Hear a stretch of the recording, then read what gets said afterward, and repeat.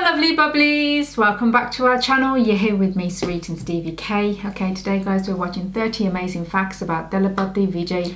Yeah guys, it's from the channel, is it social or is it 5 social? I always say that every single time, but I'm sure they're going to say it when the video starts. I'm guessing it is social, it's just got the number 5 at the start. Anyway, I was going to say, Vijay, obviously, Beast movie out this week, and loads of people said, can you guys do this? So I thought, this is probably the best time to do it. You know more about Vijay. Or the people who are going to watch Beast, who don't know, other things. They probably know about his movies and don't know about the other stuff, or want to just share it and just listen to it together, as a family kind of thing. So yeah, 30 amazing facts about Vijay. Obviously, there's many people out there, big massive fans, who love Vijay so much, and they know him inside out. Let us know below if all the facts are true or they're not, or if there's other things that have been missed out that should have been put in there. Anything else, just let us know. And if you're new to our channel, don't forget to like, share, subscribe. Also check out the channel, which is cool. Our touch links will be in the description below, and also let us know what else we react to. And have you guys got your tickets? Are you ready to go and check out that movie? And also let us know if you guys want us to do a review of it. Should we? Yeah, here we go. Welcome to social. Thalapathy Vijay Indian cinema के सबसे popular actors में से एक हैं, जिनकी film से हमेशा box office records break होते हैं। विजय ने तमिल सिनेमा की कई आइकॉनिक फिल्म्स की हैं, जिनके रीमेक्स बॉलीवुड में भी बहुत सक्सेसफुल रहे हैं। विजय के लुक से लेकर उनकी एक्टिंग स्टाइल तक ऑडियंस उनकी हर एक फिल्म को एक फेस्टिवल की तरह सेलिब्रेट करती है, जिसका क्रेज आपको उनकी नई फिल्म मास्टर में भी देखने को मिला होगा। इस वीडियो में हम आपको थलापति विजय की लाइफ से जुड़े 30 फैक्ट्स बताएंगे जो शायद आप नहीं जानते हो। तो आपसे रिक्वेस्ट है कि इस वीडियो को आप एंड तक जरूर देखें। I'm coming for you. hello. You there? I'm waiting. Number 1, विजय ने अपने चाइल्डहुड से ही एक्टिंग करना शुरू कर दिया था, जहां उन्होंने 10 साल की उम्र में अपने फादर की डायरेक्टेड फिल्म वेत्री में एक रोल प्ले किया था। इसके बाद उन्हें सुपरस्टार रजनीकांत के साथ एक फिल्म में एज अ चाइल्ड एक्टर देखा गया, और वहीं रजनीकांत विजय की इंस्पिरेशन बन गए थे। विजय ने कई बार इंटरव्यूज में खुद कहा है कि अगर रजनीकांत नहीं होते तो मैं कभी एक्टर बनने का सोचता ही नहीं। नंबर 2, विजय की लाइफ की एक बहुत ही इमोशनल स्टोरी है जो उनके चाइल्डहुड से जुड़ी है। विजय ने अपनी सिस्टर को ब्लड कैंसर की वजह से खो दिया था, और उस वक्त उनकी सिस्टर की एज सिर्फ 2 साल थी। विजय उस वक्त 8 साल के थे, और उनके लिए वो टाइम बहुत ही डिफिकल्ट रहा था। उनकी मदर ने एक इंटरव्यू में बताया था कि विजय विद्या से बहुत प्यार करते थे और हमेशा उनका ध्यान रखते थे। विद्या के जाने के बाद से ही विजय की पर्सनैलिटी में चेंज आया था, जहां उन्होंने सबसे बात करना ही बंद कर दिया था और वो बहुत शांत रहने लगे थे। आप सभी समझ सकते हैं कि एक भाई और बहन का इमोशनल कनेक्ट कितना स्ट्रांग होता है, और अगर ऐसी ट्रेजेडी किसी की लाइफ में हो जाए तो वो इंसान हमेशा के लिए बदल जाता है। विजय आज भी काफी शांत और सीरियस नजर आते हैं, और शायद इसका रीजन उनके बचपन में हुए इस इंसिडेंट से ही रहा हो। नंबर 3, विजय के फादर हमेशा से उन्हें डॉक्टर बनाना चाहते थे, क्योंकि अपनी बेटी को खोने के बाद उन्हें लगा कि विजय को डॉक्टर बनके लोगों की लाइफ में कंट्रीब्यूशन करना चाहिए। पर विजय को डॉक्टर बनने में इंटरेस्ट ही नहीं था। उन्होंने अपनी टीनेज से ही डिसाइड कर लिया था कि वो एक एक्टर ही बनेंगे। विजय ने ये बात जब अपने फादर को बताई तो वो थोड़ा गुस्सा हुए, और ऐसे ही विजय को कह दिया कि अगर तुम्हें एक्टर बनना है तो चलो एक्टिंग करके दिखाओ। विजय ने फिर रजनीकांत की फिल्म का एक मोनोलॉग सीन एक्ट करके दिखाया, जिससे उनके फादर काफी इंप्रेस हुए। उन्होंने कभी नहीं सोचा था कि विजय एक्टिंग भी कर सकते हैं, पर उस मोमेंट से ही उन्हें भी लगने लगा कि विजय को एज एन एक्टर लॉन्च किया जा सकता है।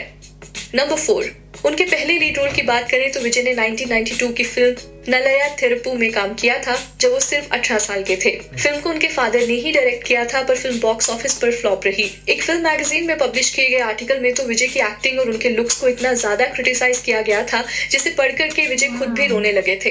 विजय उस वक्त 18 साल के थे, और उन्हें बिल्कुल भी समझ नहीं आ रहा था कि लोग उन्हें इतना क्यों क्रिटिसाइज कर रहे हैं। इसके बाद भी विजय की कई फिल्म फ्लॉप रही, पर धीरे धीरे उनकी फिल्म को अच्छा रिस्पॉन्स मिलने लगा, और उन्हें एक रोमांटिक हीरो की तरह देखा जाने लगा।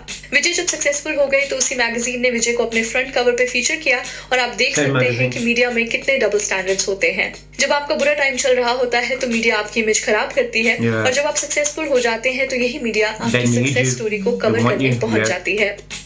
नंबर 5, विजय की लव लाइफ की बात करें तो वो कहानी भी बहुत स्वीट है। उनकी शादी संगीता सुरुनालिंगम से 1999 में हुई थी, जो इनिशियली उनकी फैन हुआ करती थी। हुआ यूं कि एक फिल्म की शूटिंग के दौरान संगीता विजय से सेट पे ही मिलने पहुंच गई, और वहीं से दोनों की दोस्ती शुरू हुई। इसके बाद दोनों ने शादी कर ली। नंबर 6, थलापति विजय का रियल नेम जोसेफ विजय चंद्रशेखर है और उन्हें थलापति का नाम उनके फैंस ने ही दिया है। थलापति का मतलब कमांडर होता है और 1994 की फिल्म रसीगर में उनका नाम थलापति विजय ही लिखा गया था, जिसके बाद से फैंस ने भी उन्हें इसी नाम से बुलाना शुरू कर दिया। नंबर 7, काफी कम लोग जानते हैं कि मिस वर्ल्ड बनने के बाद प्रियंका चोपड़ा ने अपना एक्टिंग डेब्यू 2002 में आई तमिल फिल्म थमिजा से किया था, जिसमें फिल्म के लीड एक्टर थलापति विजय ही थे। ये फिल्म बॉक्स ऑफिस पर हिट रही थी और इसके बाद से ही प्रियंका चोपड़ा को बॉलीवुड में भी कई बड़ी फिल्म्स ऑफर हुई थी। नंबर 8, 2001 की शुरुआत में विजय ने एक्शन मूवीज में काम करने का डिसीजन लिया था और 2004 में आई उनकी फिल्म गिली से प्रूफ हो गया था कि उनका ये डिसीजन बिल्कुल गलत नहीं था। गिली तमिल सिनेमा की उस वक्त की सबसे बड़ी हिट रही थी, जहां फिल्म ने 50 करोड़ का बिजनेस किया था। 50 करोड़ आज की फिल्म के हिसाब से तो कोई इतना बड़ा नंबर नहीं है, पर 2004 में एक रीजनल फिल्म के लिए 50 करोड़ का बिजनेस करना बड़ी बात थी। उस टाइम ऐसे रिकॉर्ड सिर्फ सुपरस्टार रजनीकांत की फिल्म्स ही बनाया करती थी, जहां उनकी हाईएस्ट ग्रोसिंग फिल्म का कलेक्शन 44 करोड़ था। फिल्म गिली ने जब ये रिकॉर्ड तोड़ा तो विजय को भी एक सुपरस्टार के तौर पर देखा जाने लगा और आगे आने वाले सालों में उनकी हर फिल्म से नए रिकॉर्ड्स बने हैं। नंबर 9, रीमेक्स की बात करें तो थलापति विजय इतने फेमस तमिल एक्टर हैं कि उनकी सभी फिल्म्स को हिंदी में डब किया जाता है और उनकी फिल्म्स के रीमेक भी बनाए जाते हैं। अक्षय कुमार की फिल्म हॉलीडे विजय की फिल्म थुपक्की का रीमेक थी और सलमान की फेमस फिल्म वांटेड भी तभी बनाई गई थी जब प्रोड्यूसर्स ने विजय की फिल्म पोकिरी को देखा था। वैसे तो पोकिरी इससे पहले तेलुगु में महेश बाबू के साथ बनाई गई थी, पर जब प्रोड्यूसर्स ने विजय का तमिल रीमेक देखा तो उसी की डायरेक्टर ने प्रभुदेवा को वांटेड के लिए अप्रोच किया। ये एक बहुत ही अमेजिंग कनेक्शन है, क्योंकि उस वक्त सलमान का करियर भी डाउनफॉल पर था और उन्हें एक हिट फिल्म की जरूरत थी। आप सोच के देखिए, अगर प्रोड्यूसर्स ने विजय की फिल्म देखी ही ना होती तो सलमान को वांटेड जैसा स्ट्रॉन्ग कमबैक मिलता ही नहीं।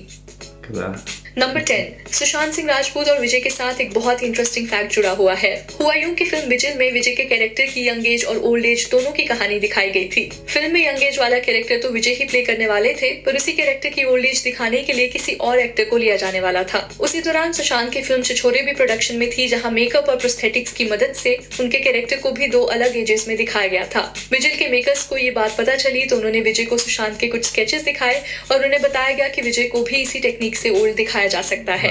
विजय सुशांत के लुक से काफी इंप्रेस हुए थे, जिसके बाद फिल्म छिछोरे की मेकअप आर्टिस्ट प्रीति शीतल सिंह को ही उन्होंने अपनी फिल्म के लिए अपॉइंट कर लिया था। विजय का लुक फैंस को बहुत पसंद आया और उनके ओल्ड एज लुक को भी अप्रिशिएट किया गया।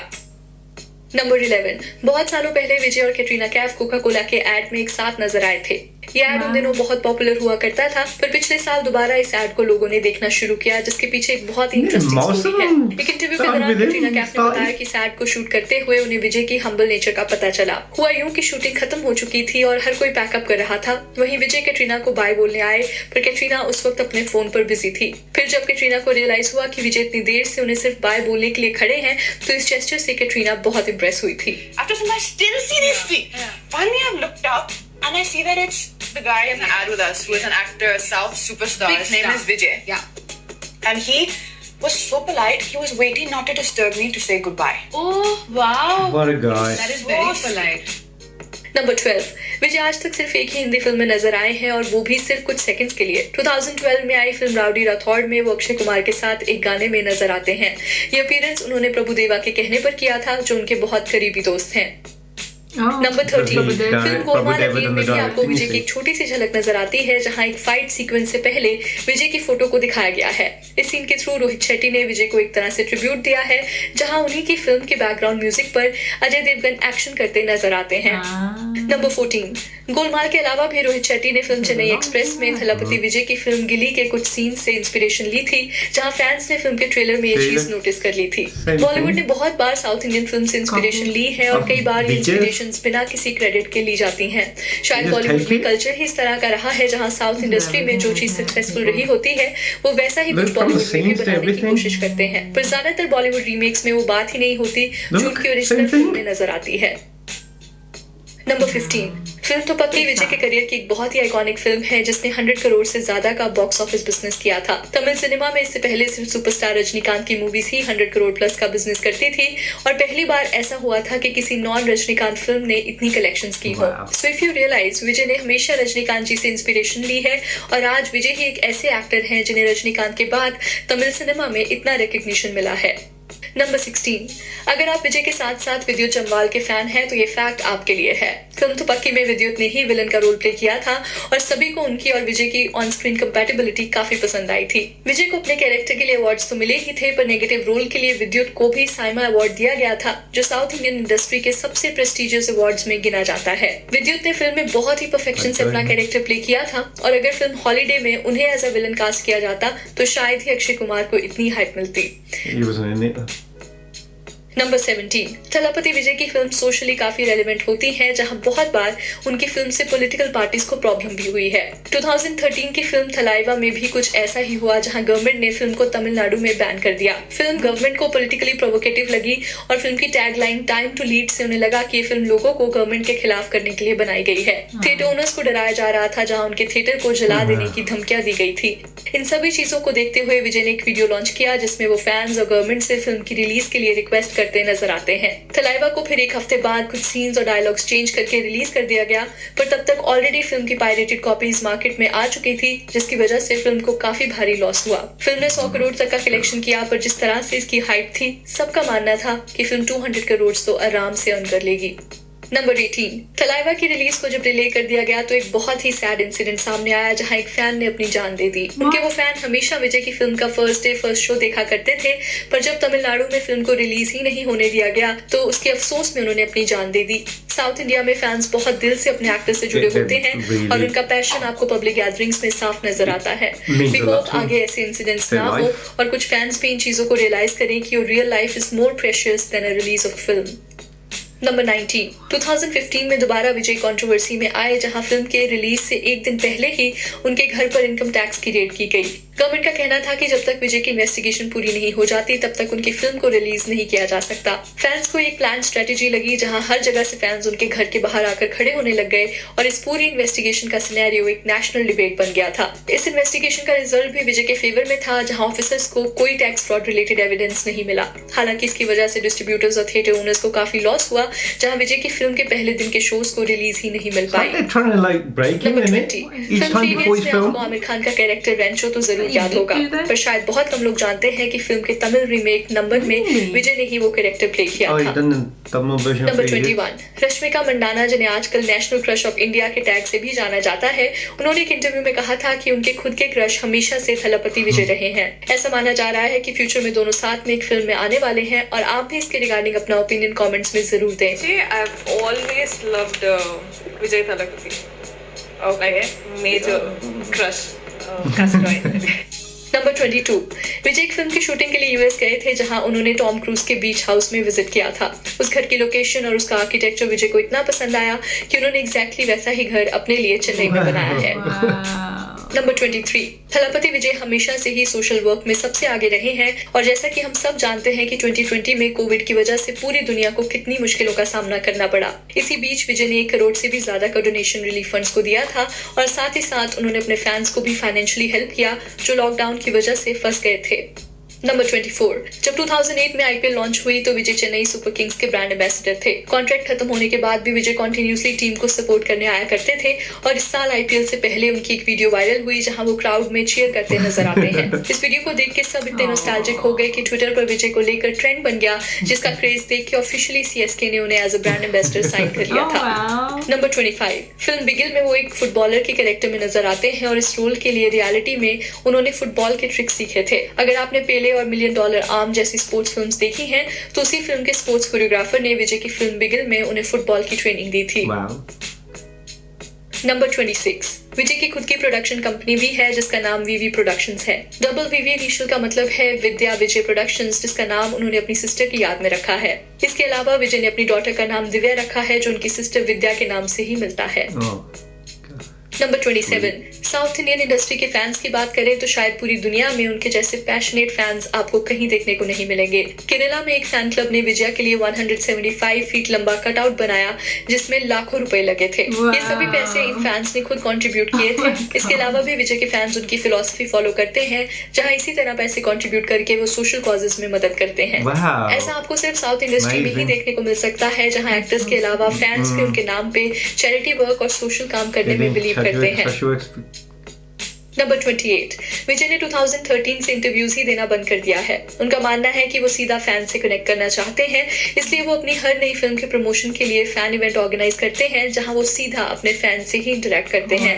ये बहुत ही रेयर फैक्ट है क्योंकि फिल्म प्रमोट करने के लिए एक्टर्स हमेशा इधर उधर लगे रहते हैं, पर विजय की फैन फॉलोइंग ही ऐसी है कि उन्हें शायद इंटरव्यूज देने की जरूरत ही नहीं पड़ती।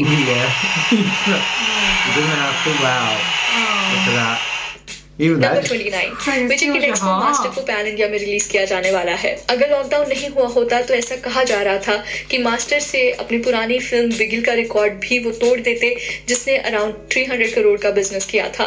इस फिल्म को थिएटर में रिलीज किया जाने वाला है और माना जा रहा है कि इस फिल्म से लोग थिएटर में वापस आएंगे, जिससे फ्यूचर में आने वाली फिल्म्स को भी फायदा होगा। हम भी इस फिल्म से बहुत एक्सपेक्टेशंस रख रहे हैं और आप भी हमें अपने कमेंट्स में बताएं कि क्या मास्टर ईयर 2021 की पहली बड़ी हिट फिल्म होगी या नहीं।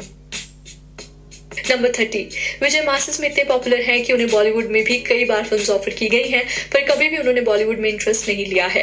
विजय का मानना है कि उन्हें बॉलीवुड में जाने की जरूरत ही नहीं है क्योंकि तमिल इंडस्ट्री ही उनके लिए सब कुछ है। हमारे ओपिनियन में भी विजय को बॉलीवुड से दूर ही रहना चाहिए और अपनी फिल्म्स को ही हिंदी में रिलीज करना चाहिए। विजय मास्टर्स को पसंद आने वाले एक्टर हैं जहाँ बच्चों से लेकर बूढ़े लोगों तक हर कोई उनकी फिल्म्स को देखना पसंद करता है। अगर वो बॉलीवुड में आते हैं तो श्योरली उनके फैंस उस हिंदी फिल्म को हिट बना देंगे, पर हमें नहीं लगता कि बॉलीवुड उनका स्टारडम संभाल पाएगा। इसलिए विजय आप उधर ही रहें और अपने स्टाइल से पूरी इंडियन इंडस्ट्री को इन्फ्लुएंस करते रहें। वीडियो खत्म करने से पहले आप हमें बताएं कि आपकी थलापति विजय की फेवरेट फिल्म कौन सी रही है और आगे आप किस सेलिब्रिटी की फैक्ट वीडियो देखना चाहेंगे। Okay, and that was the video. Actually, that was well presented. Like I said, we don't know the true facts or not, or if there anything was, you know, out of place or anything like that. We don't know that, but we just taken what we heard, and the way it was presented was nice. It was. It was like nice to. It's like you feel connected in a way. Like I haven't watched anything of his at all, so when we go and watch Beast, it's going to be even more. You know, all the things you've learnt about him, you feel that little bit. Yeah. More connected. So it's not Master, it's Beast. I think. I mean, obviously Beast is going to beast it. Everything we've seen so far has been amazing. Like all the little clips that we have seen. Songs. Yeah, the songs. So.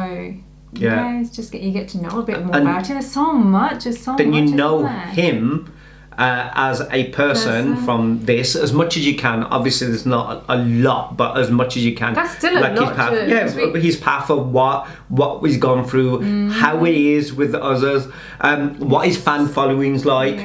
You know that, and not only that, I love the fact that, you know what, he doesn't, like she said, doesn't need to go into any other cinema because he sets the example. He starts it that people have to follow him. So why does he need to do it anywhere else? If they have to come and go, you know, let's see what Vijay's doing, and then we will do it as well.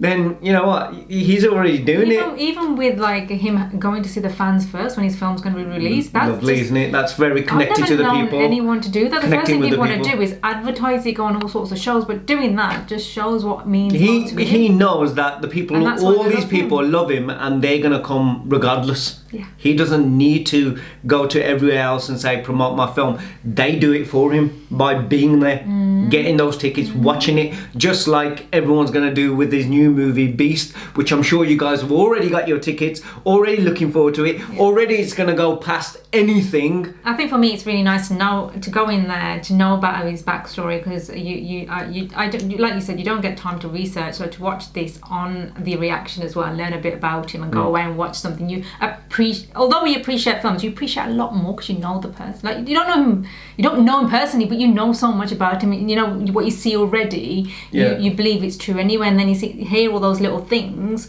like, you know, this little thing. Even though they're connected, like he's married in 1999. We got married in 1999. And so like the same time. To be on the set as well. I'd like to know more detail about that story. It's lovely. He has a daughter who's named after, you know, which. There's so much. There's loads. But that was lovely. And guy. I understand why everyone asked us to obviously watch this. And like I said, it was the right time to do it with this new movie coming out. So make sure if you haven't got the tickets, grab those tickets now and just enjoy it and let us know what you guys thought afterwards. And if you guys do want us to review it, also let us know, and then hopefully we can, you know, share that experience with you guys as well. That'll be nice. And let us know what else to react to, guys. Don't forget to like, share, subscribe, and we'll see you on the next one. Take care, see you soon. Bye. Bye.